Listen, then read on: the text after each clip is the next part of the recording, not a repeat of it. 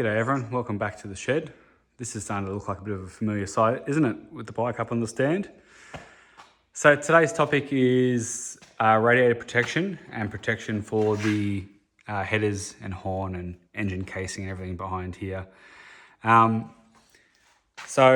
upgrade today was we fitted from AliExpress this mesh up here, which protects the radiator, and then this section here, which is protecting everything behind it.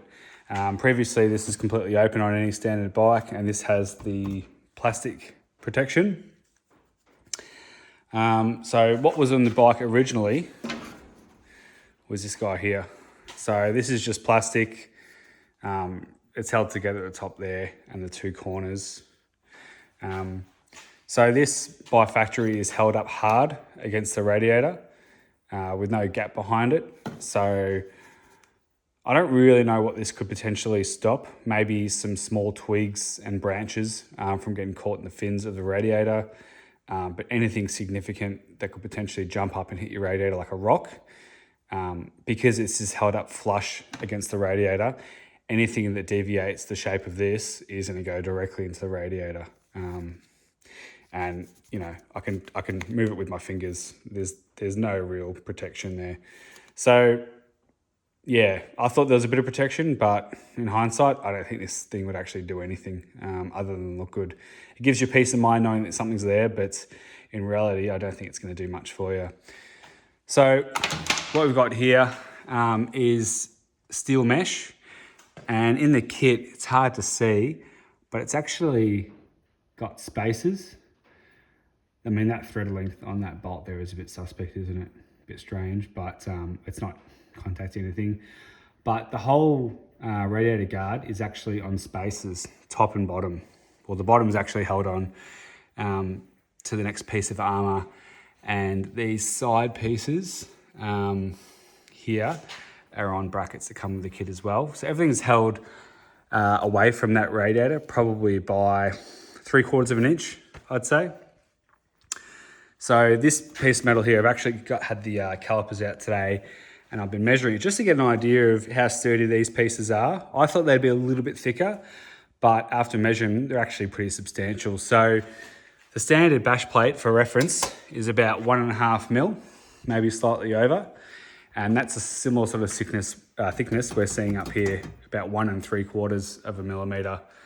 And because there is a little bit of give in it, that's actually going to absorb a little bit of impact and not transfer all that energy into the radiator, because there is a gap behind it now with those spaces, which I think is a really good design choice, which shows that they've actually put some thought into this.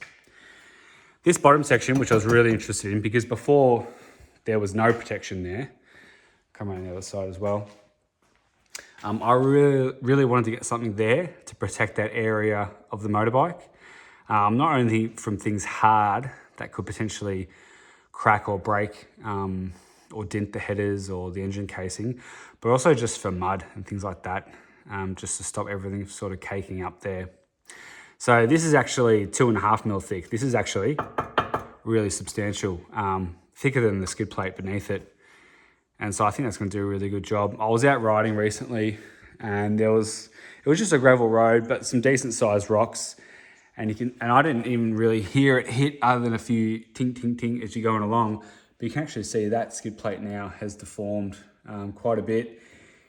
Again, that's only 1.5 mil thick alloy. So this being 2.5 mil thick steel. And as you can see, all mounts in with the factory mounting points. That's going to do a really good job. I'm going to upgrade this. This is on limited time, that section there. But the beautiful part with these mods that I've got here is whatever I replace here, given that it's using the factory mounting location, I'm going to be able to integrate this with whichever bash plate I go with next, which is most likely going to be a B&B bash plate. I've seen other radiator guards and guards here that provide protection, but I think this is the best choice from what I've seen, because other brands actually have cutouts for the horn, whereas with this one, you can see everything is protected. It all falls behind this shield here, so it's all getting good coverage.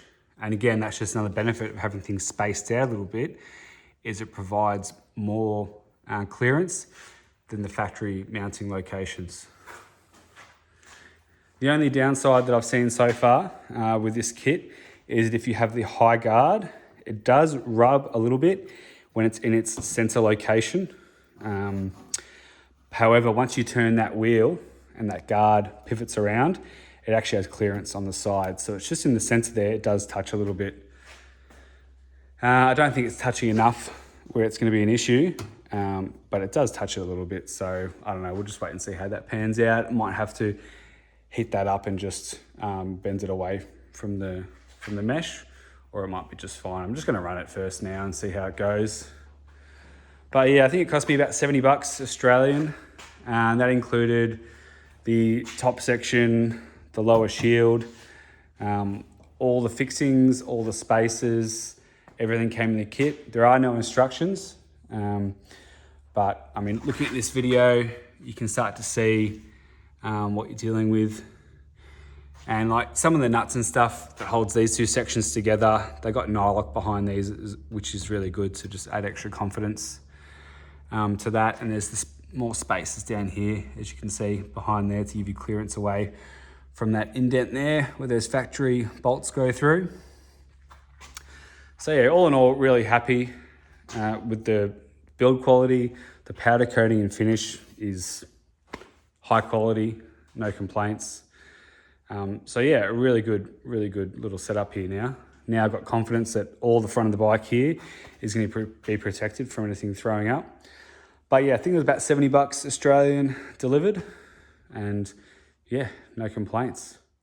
Another thing worth mentioning with the oil, one of the previous videos I did the oil change, and a lot of people were commenting that it looked a bit murky and a bit milky, which would suggest that there's some sort of water contamination in with the oil.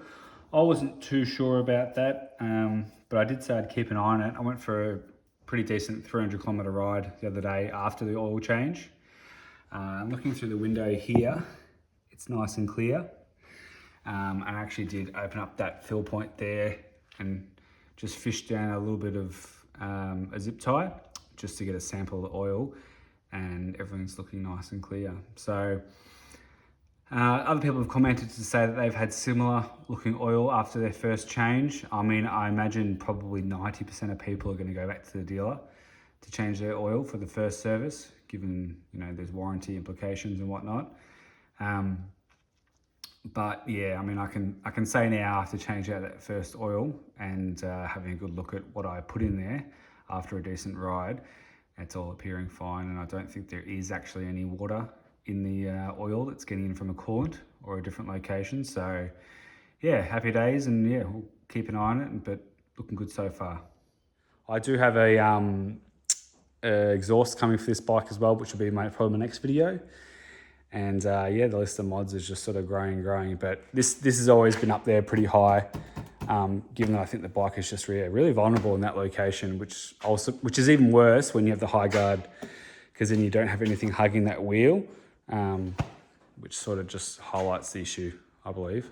So yep, there you go, guys. I'm going to put a link down below for this setup if you're interested. And yeah, I'll probably report back in a few months once I've used it for a while and see how it's holding up. But so far, so good. All right, cheers guys. See you in the next one.